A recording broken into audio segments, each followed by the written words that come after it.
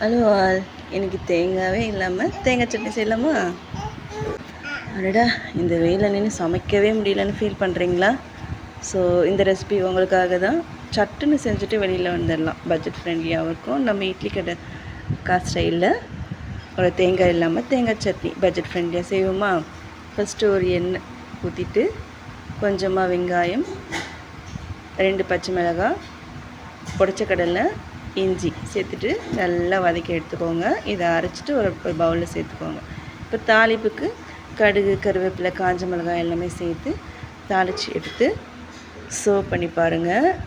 அப்படியே இட்லி கடை ஸ்டைலில் செம்மையாக இருக்கும். சீக்கிரம் செஞ்சுட்டு சட்டுன்னு வெளியில் வந்துடலாம்.